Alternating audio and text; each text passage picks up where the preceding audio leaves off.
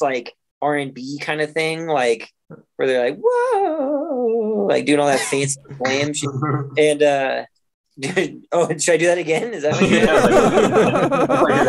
what you're Should put that on the next album, man. Like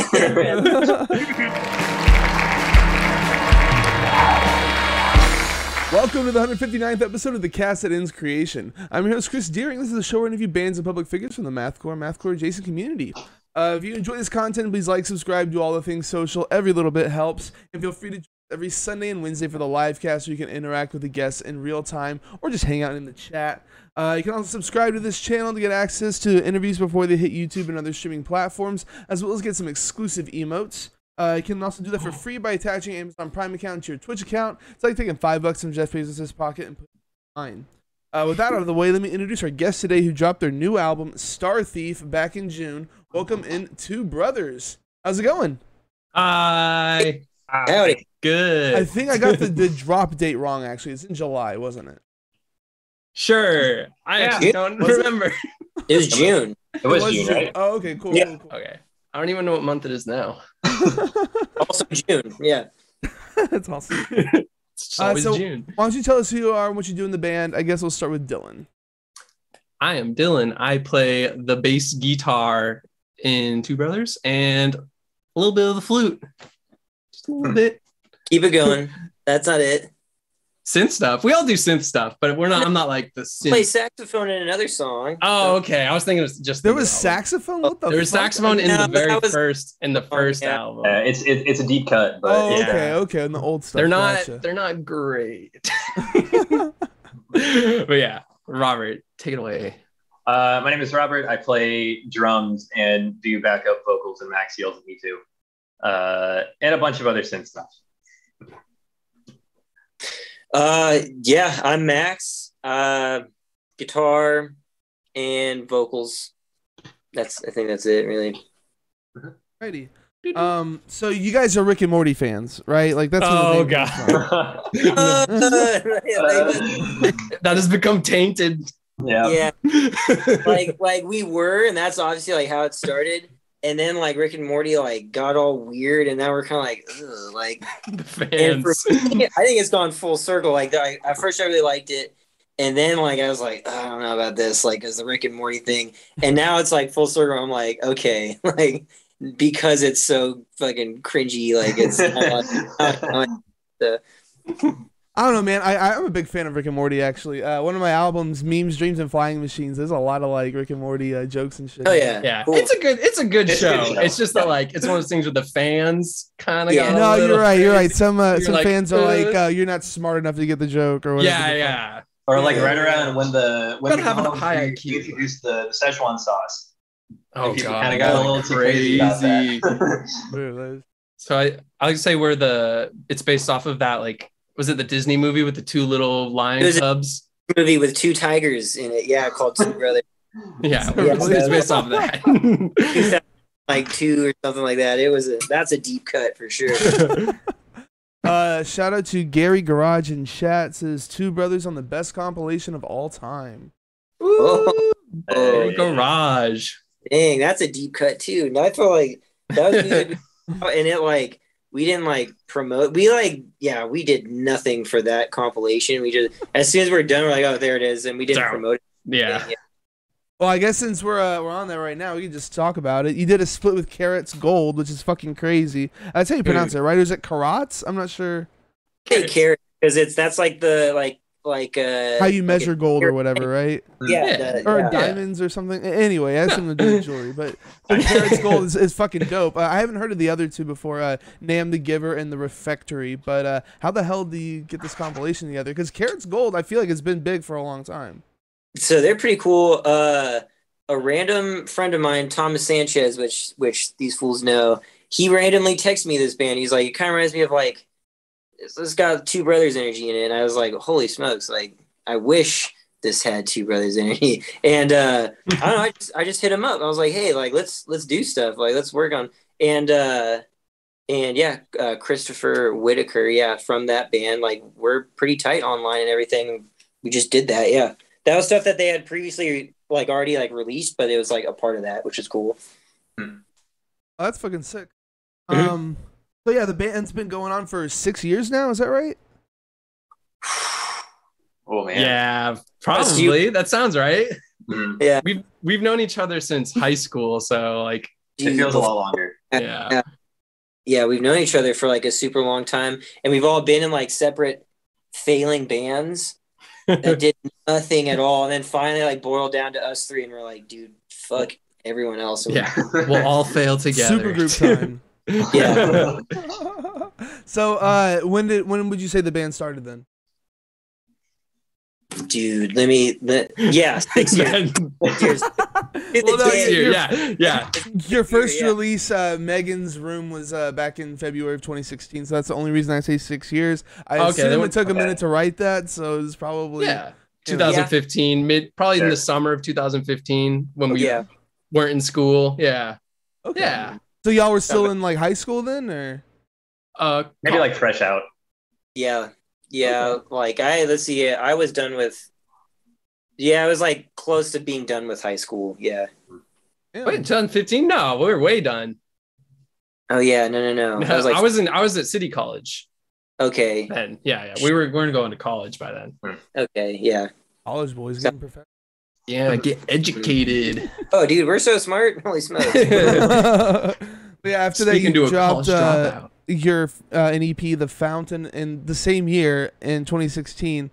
So like y'all had all this production like coming out or whatever, and then you take like a 3-year break.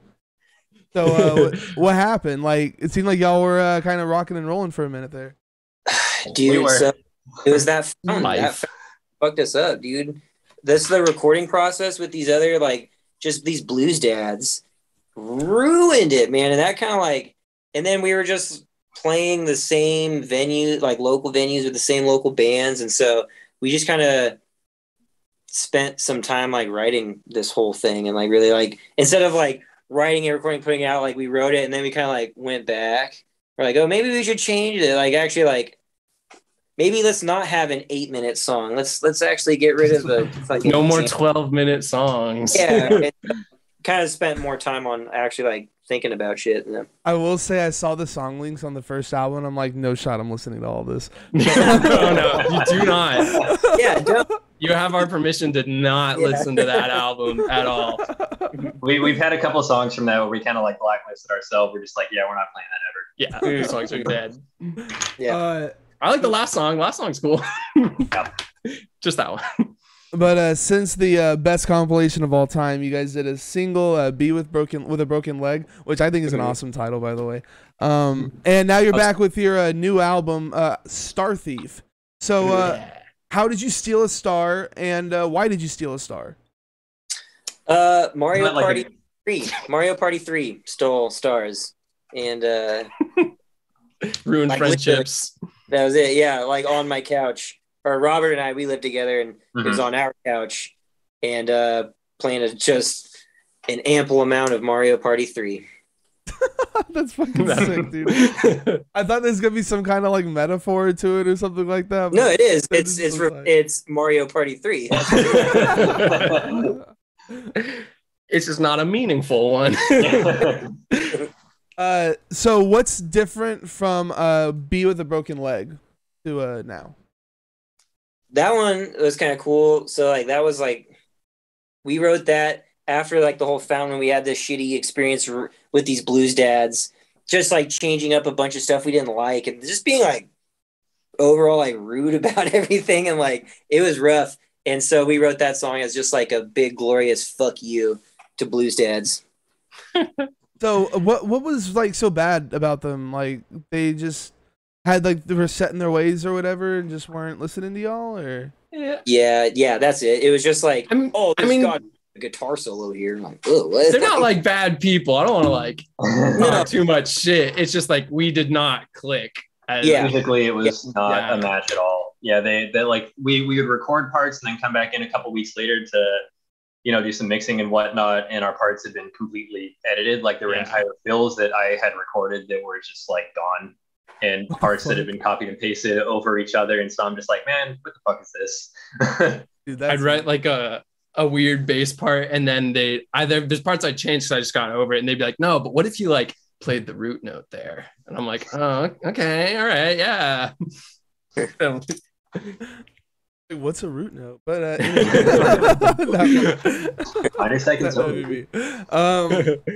so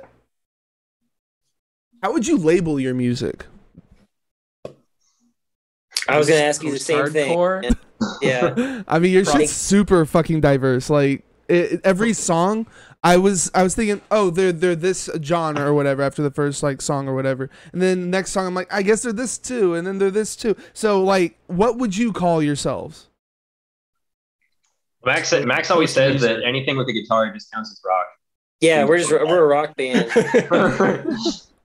I guess the dude from the Chariot always said that they were like a punk band or something like that, but it's like, it's fucking Lemmy. We're Motorhead. We play rock and roll.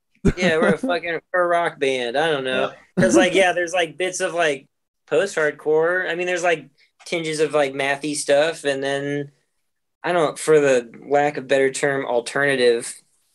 Like I don't know, rock music. Yeah, we always like bands that like mixed it up and just like had weird little cuts of like, oh, here's a little like bluegrass section in this song. And you're like, okay, like sure. Like, I will say that jazz section was fucking awesome. Like when it started, I'm like, what the fuck? That's crazy. Thank you. But so like I said, every song seemed like, you know, adding different things to a pot, right?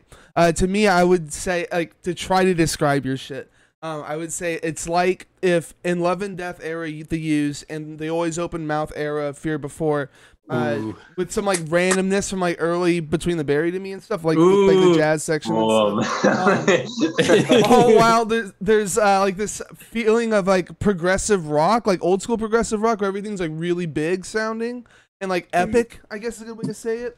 But yeah, this is like one of the only albums really that I've listened to for the podcast where I can't like put a nice title on it of like what genre it is, you know what I mean? Like I've had some bands that I'm sorry. I've had some bands where it's like they're super varied, but you could still like kind of boil it down to like a certain like genre, even if it takes like five words.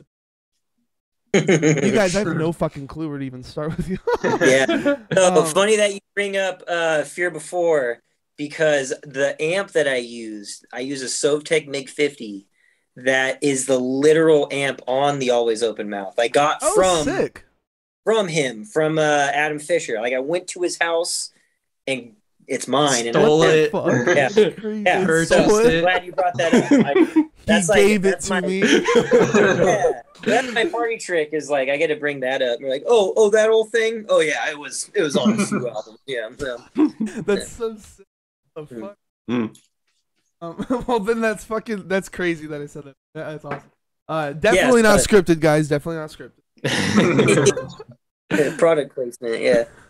But to me, this is a really good album. It's definitely like in the running for like top 10 of the year for me. Like this is fucking amazing. I feel like y'all should have gotten like way more press on this. Like it's really, really interesting. I think thank you very much. The thing that really puts you on the next level to me is like how y'all handled like the synths and like electronics and stuff like that, which is where I'm getting like the feeling of like The Used and like the Always Open Mouth and stuff like that, because they had a big electronic with it too. And I don't know, the way that y'all place things, it just like kind of really opens it up, I guess. And is probably why it feels so big, is because of like just the subtle use of all that type of stuff and like weird the word for it, atmospheric shit, I guess. It's just great. I think this is an awesome album. Thank you so much. Holy shit, kind. Thank you. Seriously. Whole fucking year right there. That was it. That's all I needed to hear. We got a fan. Yeah. Guys. So what's the main idea behind the lyrics? Oh, that's typically me, and I'm a sad boy, but I'm gonna try to hide it with big fancy words. That's really it. Okay. I don't know. We kind of wrote it, and I was going through some just fucking weird shit, and so I kind of use certain lyrics, and I kind of repeat them to refer to certain things I was going through at the time. Like I don't know, and just kind of like this overall concept of me just dealing with all this shit, and then it just going away. It's just nothing. I'm fine. Whatever. The end. So, alrighty.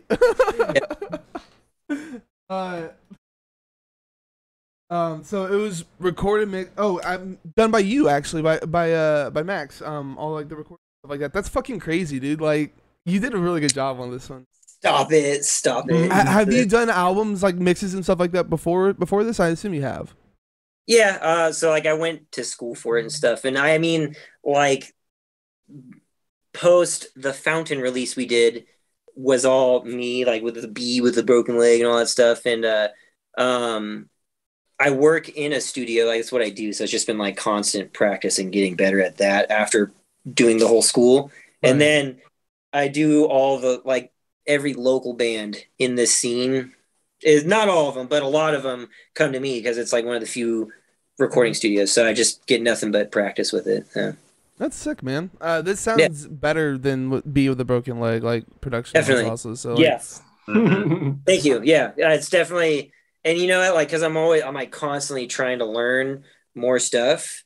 And now I listen to like that old Star Steve stuff. And I'm like, oh no, I would definitely do this way. And it's always like this constant doubt in myself. Mm-hmm. Gotcha. Yeah, and I do like my own recording and stuff like that too. So I know it could take like just months of like, listening to the same thing over and over again. It just drives me nuts. Yeah. No, I can confirm. Yeah. Do you yeah, so you mentioned you do work for local bands and stuff like that. Do you like are your services open for like other bands, like maybe to send you shit to do mixing and stuff like that? Like for me to do mixing for other bands? Yeah. Or I do. So I mean, like I said, like all the local bands, like I come in and record.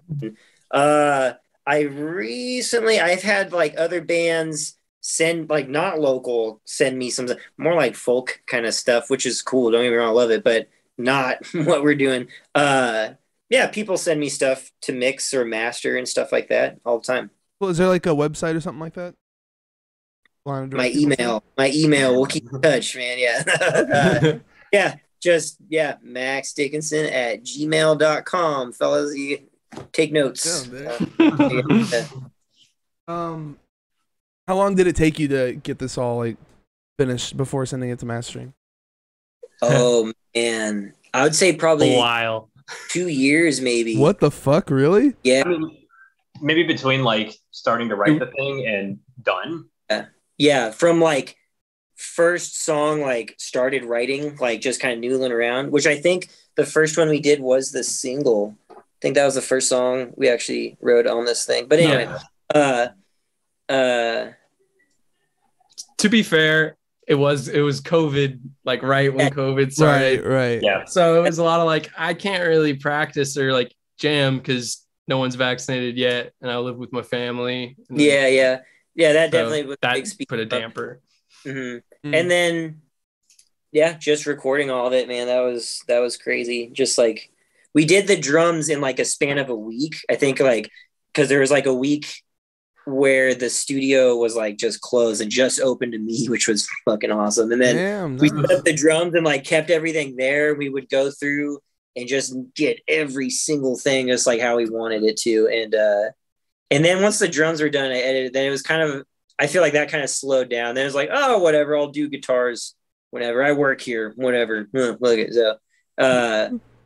But like, I'd say like a week on the drums, maybe a little less than that.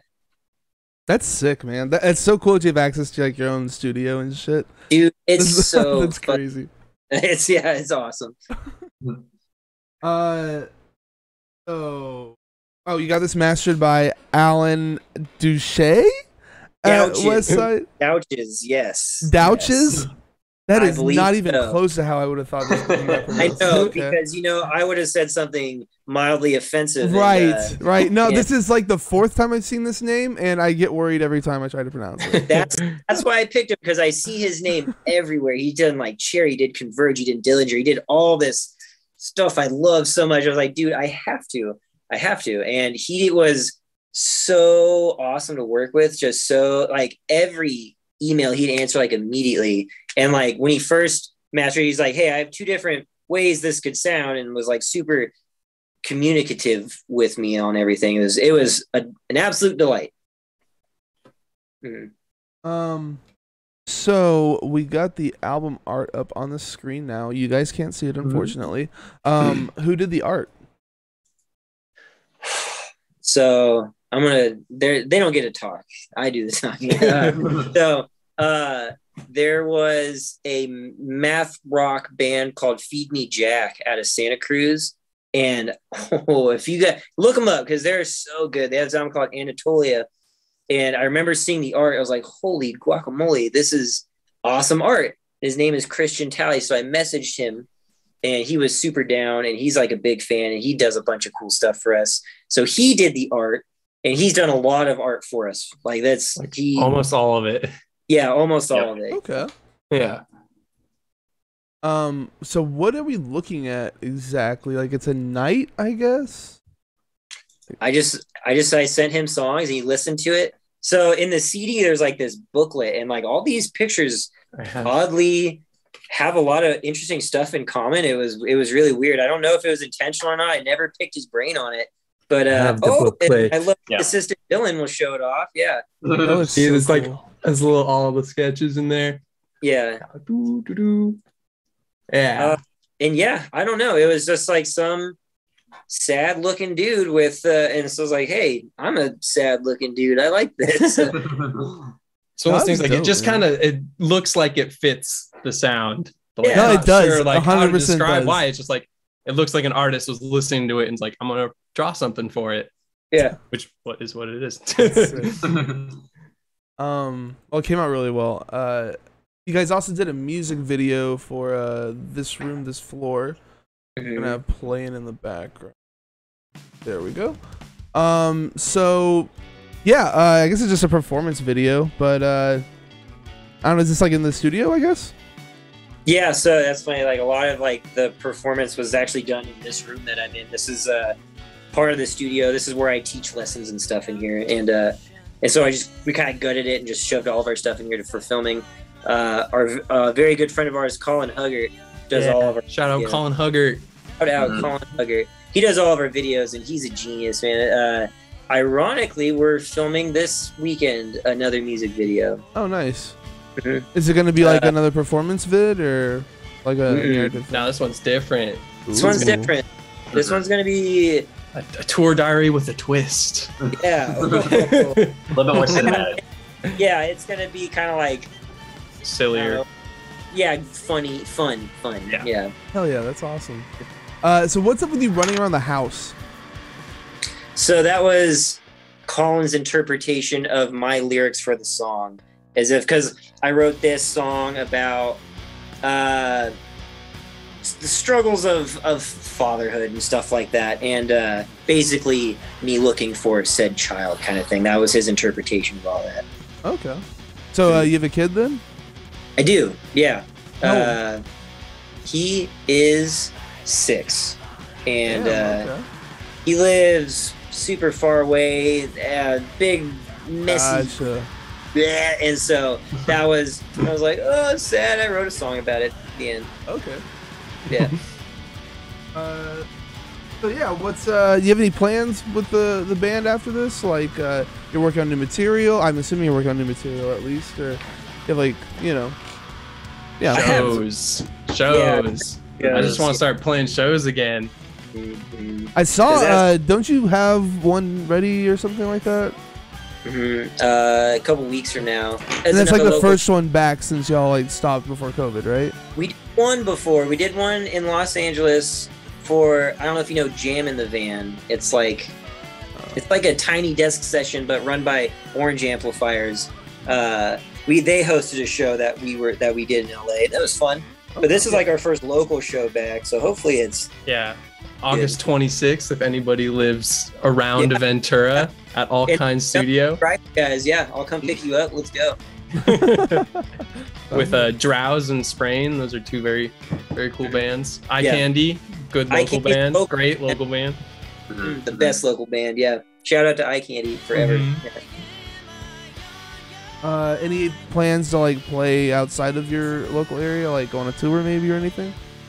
Yeah, so I usually like towards the end of the year I have a lot of time off, so I'm trying to like plan stuff. we have friends who live up the state of California and like the Bay Area and stuff, in San Francisco and what have you. So trying to play up there possibly, and anywhere anyone was down to have us play, I'm sure we'll do it. So Texas, maybe you got some. Oh, Yeah. Do it. Okay. Done. All right. So you guys have played a bunch of shows, or at least in the past. So, what's the best shows you guys have played? Who's got it? You guys go, because I have mine. I think the one that comes to mind for me is probably Warped Tour. That's the best. I just like I go into Warped Tour as a kid, and then just like being there, getting it, like That's fucking sick. Showed up, and, So like I assume playing you'll want playing on like some kind of like Battle of the Bands thing to get on it, or It was part of a local stage, right? So the stage was kind of reserved for like a lot of local bands. oh, that's cool. I didn't know they did that.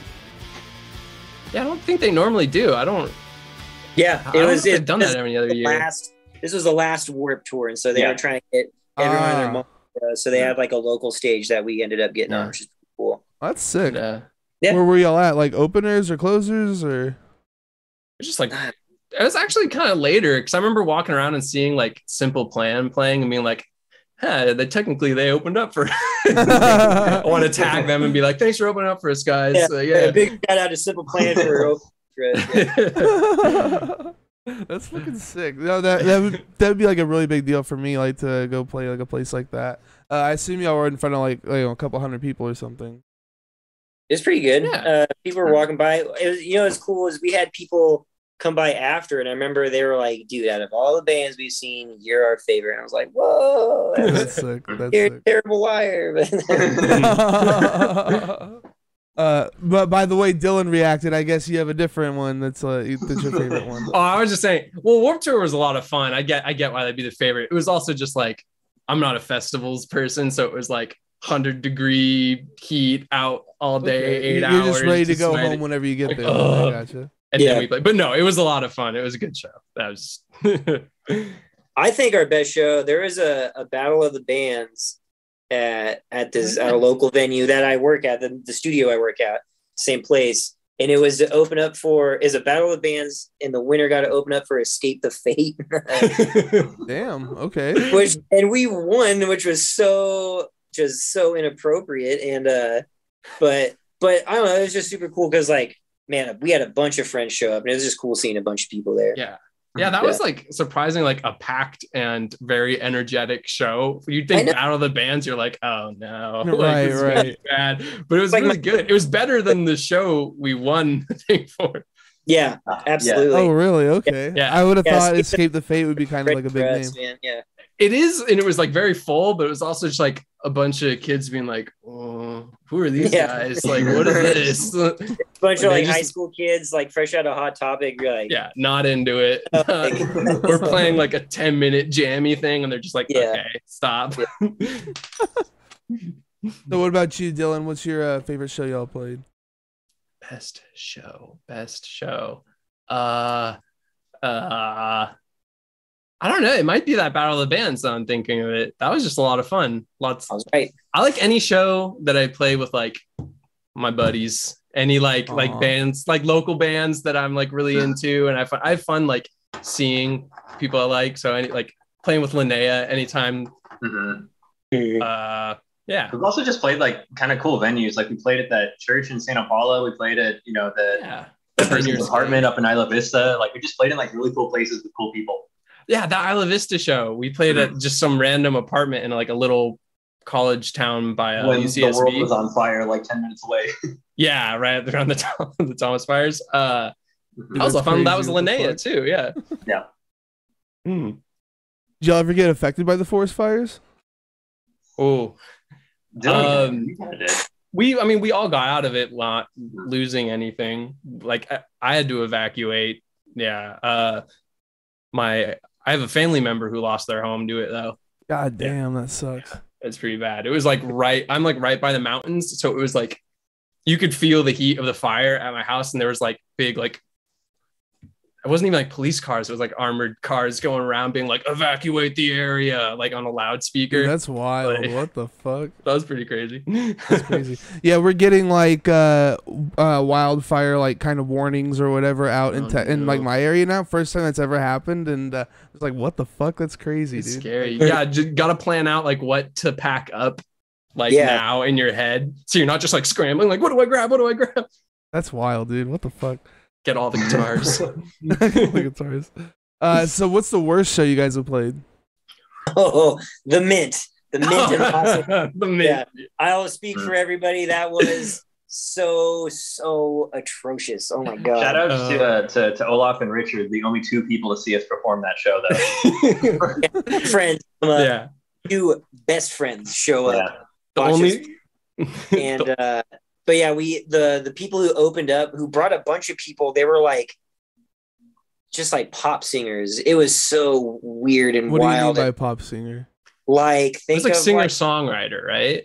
Yeah, but like super like belty, like R&B kind of thing, like where they're like whoa, like doing all that fancy glam shit. And oh, should I do that again? Is that what should put that on the next album, man? Like right.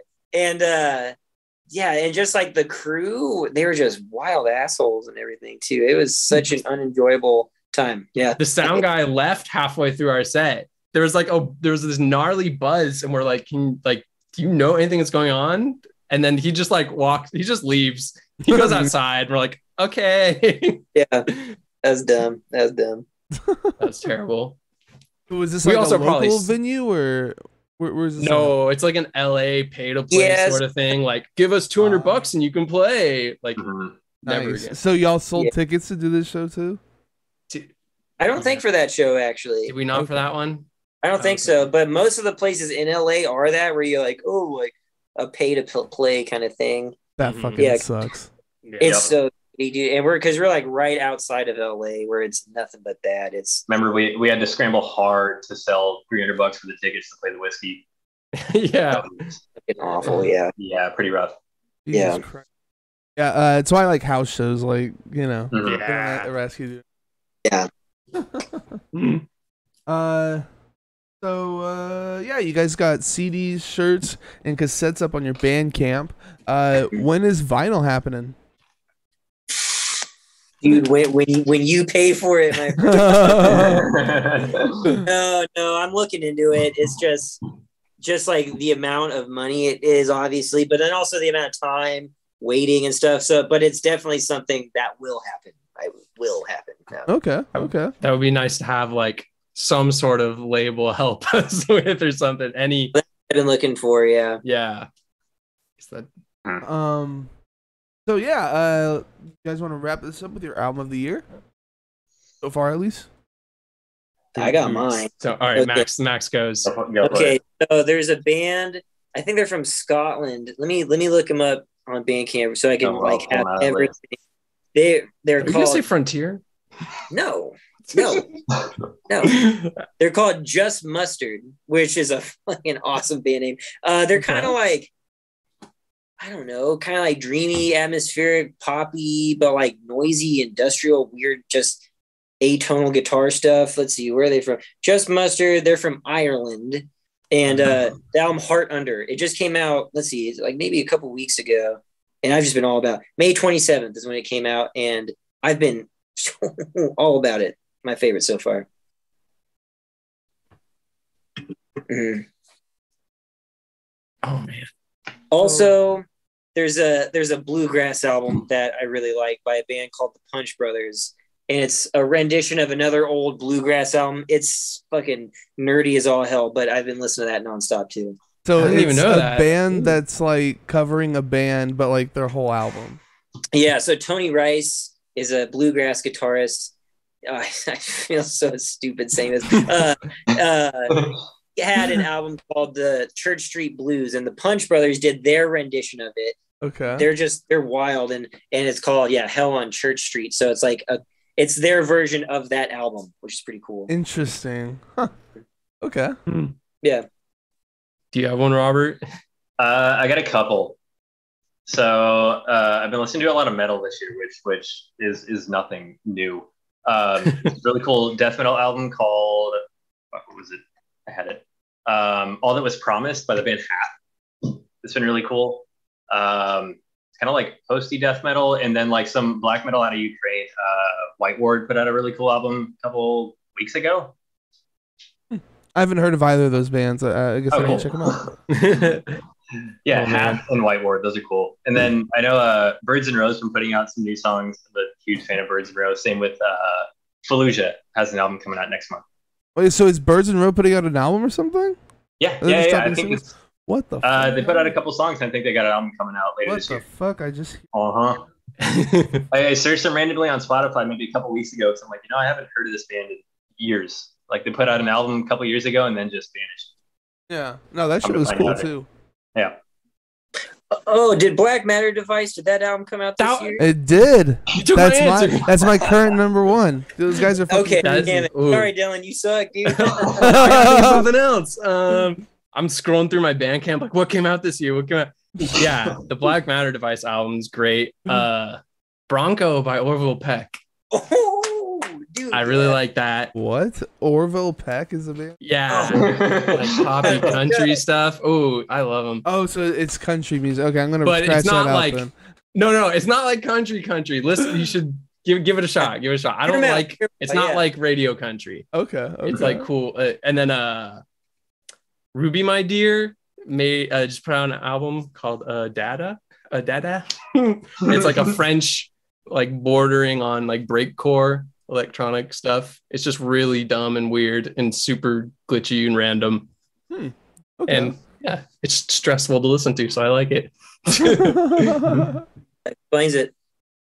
Well, alrighty. Is there anything else you guys want to say before we head on out?